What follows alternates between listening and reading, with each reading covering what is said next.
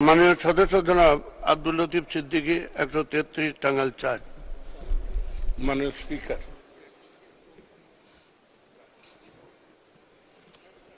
জনাব মাননীয় সংসদ সদস্য জনাব মুজিবুল হক চুন্নু যে বিষয়টি নিয়ে আপত্তি তুলেছেন, এই আপত্তিটি অত্যন্ত যুক্তিসঙ্গত। শুধু যুক্তিসঙ্গতই বলা যাবে না,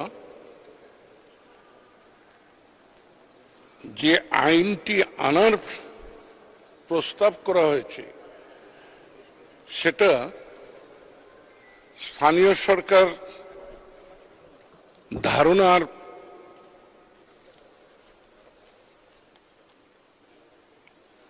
নস্যাৎ করাই শুধু নয়, আসলে স্থানীয় সরকার ব্যবস্থাটি কোনোদিনই আমরা কার্যকর করিনি, করতে দেইনি।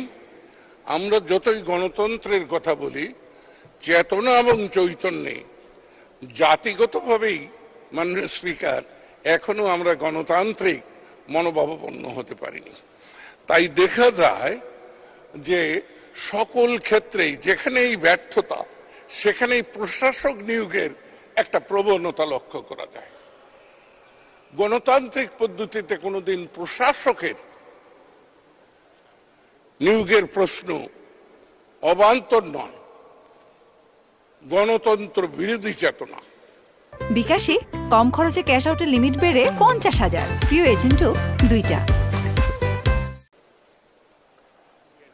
আমরা বাঙালি জাতীয়তাবাদী আন্দোলনের নায়ক, গণতন্ত্রের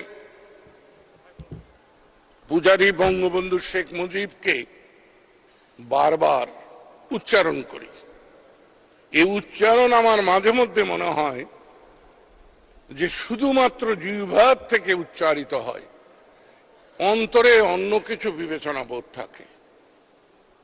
আমি মাননীয় স্পিকার অনুরোধ করব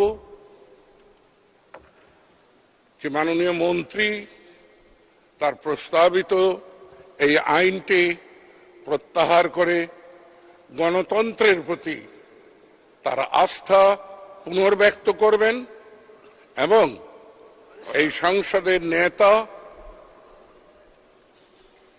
প্রতি শ্রদ্ধা জানাবেন। কারণ আমরা মনে করি এই সংসদের নেতা নির্বাচিত হয়েছেন জনগণের আশা আকাঙ্ক্ষার প্রতিফলন ঘটাতে। এই আইনটি যদি আজকে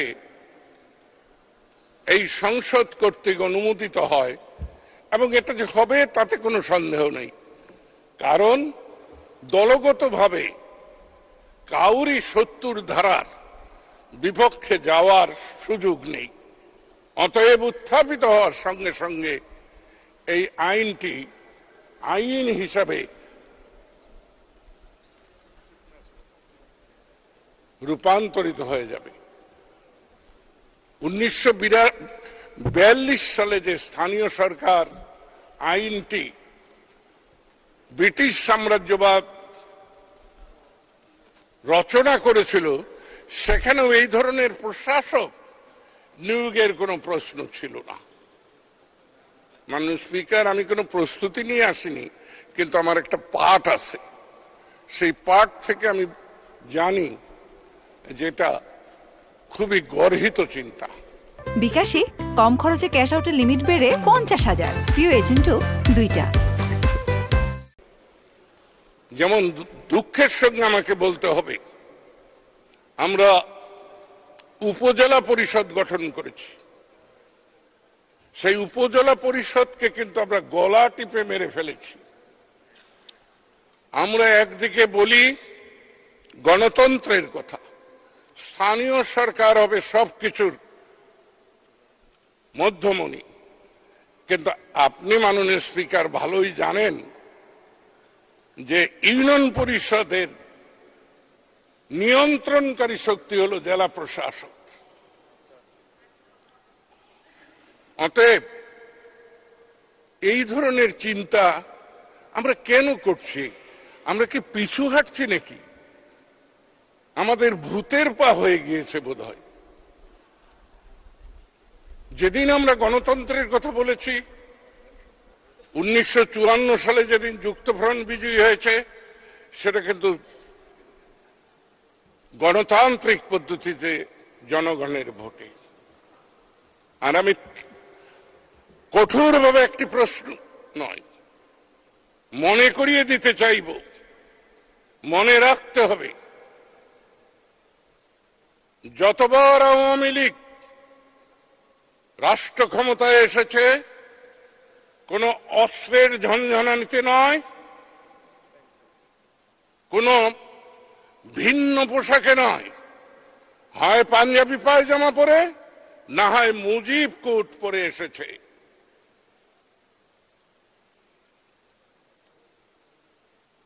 কিন্তু আজকে আমরা কোথায় যাচ্ছি,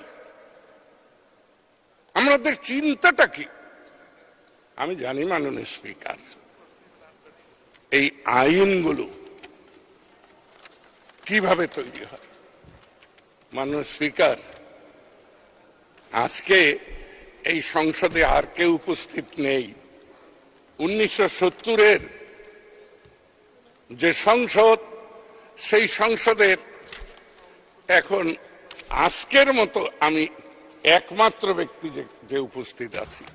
ওই জায়গায় আরো 3 জন আছে, মোট 4 জন। মাননীয় সংসদ সদস্য জনাব আমির হোসেন আমু, মাননীয় সংসদ সদস্য রাজি উদ্দিন আহমেদ এবং মাননীয় সংসদ সদস্য তোফায়েল আহমদ, এবং আমি এই একেবারেই নিকৃষ্ট নিম্নমানের লোকটি। এই 4 জন এখনো এই সংসদে আছে।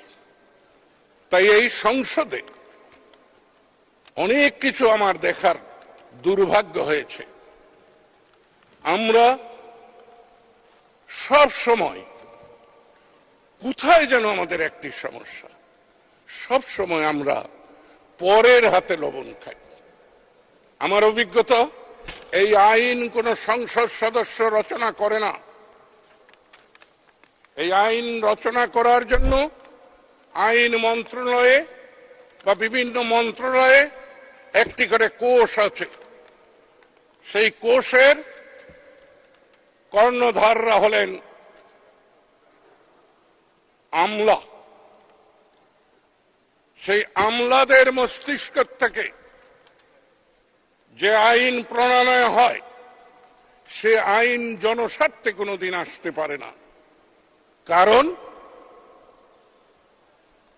আমাদের যে শিক্ষা ব্যবস্থা, শিক্ষা পদ্ধতি, শিক্ষার যে ধারা, শিক্ষার যে ধারণা, সেই ধারণাটি ইংরেজ কর্তৃক। সেই ইংরেজরা শিখিয়েছিল ইংরেজিতে স্বপ্ন দেখতে হবে, ইংরেজিতে ঘুমাতে হবে, ইংরেজিতে খেতে হবে। তারই ধারাবাহিকতায় 47-71 যতই স্বাধীনতা পায়, মাননীয় সদস্য, মাননীয় স্পিকার, আমি জানি আপনার সময়, এবং গণতন্ত্রের কথা বলতে গেলে মাননীয় স্পিকার এই সংসদের সময়ের অভাব হয়। কিন্তু মাননীয় স্পিকার, কোটি কোটি টাকা, হাজার হাজার কোটি টাকা কিছুক্ষণ আগে মুজিবুল হক মাননীয় সদস্য বলেছেন, না জনাব আনিসুল ইসলাম মাহমুদ বলেছেন 84,000 কোটি টাকা ঋণ খেলাপি। তখন অর্থের অপচয় হয় না। কোন মাননীয় সংসদ সদস্য যদি একটু সময় বেশি চায়, তখন সময়ের অভাব হয়। মাননীয় স্পিকার, এই সংসদে জাতির চেতনার কথা, জাতির স্বার্থের কথা, জাতির ভবিষ্যতের কথা আলোচনা হবে। সেখানে যে বলতে পারে তাকে বলতে দিন।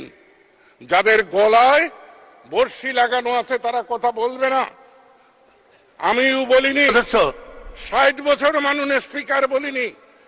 আজকে আমার গলার থেকে আপনারাই বর্ষিটা খুলে নিয়েছেন। তাই আমি যতক্ষণ আছি, আপনি যতই বাধা দেন, আমি কথা বলতে চেষ্টা করব। আবার আপনার আদেশ, আপনি যখন বন্ধ করে দেবেন লাল বাতি, আমি বসে পড়ব। কিন্তু মাননীয় স্পিকার, বিনীতভাবে বলবো, আমাকে বলতে দিন। সময় নষ্ট হচ্ছে না, জাতির কত সময় নষ্ট হয়েছে। আপনি আমাকে সময়ের কথা বলছেন? আমার জীবনের 14টি বছর আমি কারাগারে কাটিয়েছি এই জাতির জন্য। আমার জীবন এবং যৌবন আমার সুন্দরী সহধর্মী নিকে সাথে নিয়ে আমি 7 বছর প্রবাসে কাটিয়েছি। মাননীয় স্পিকার, আপনার আজকে সময়ের সংকট দেখা দিয়েছে, জাতি এখন সংকটে রয়েছে। মুজিবুল হক বলছিল বিদ্যুতের কথা, যে যত কথাই বলুক আমি কাউকে বলবো না যে আপনি আমার এলাকায় আসুন, দেখুন বিদ্যুতের কি সংকট। মাননীয় মন্ত্রী যে কোনো এলাকায় যাবে, সেখানে বিদ্যুৎ যায় না, ওটা ভালো করে বুঝে। তাই আমি আমার জায়গায় যদি ফিরে আসতে দেন বলেন, না হলে বসে পড়ি। মাননীয় স্পিকার, বসে পড়বো? আপনিও নীরব হয়ে গেলেন, আমিও নীরব হয়ে যাই। আমি কিন্তু ওই চেয়ারটিকে সম্মান করি। আপনি বসুন অনুগ্রহ। আলহামদুলিল্লাহ।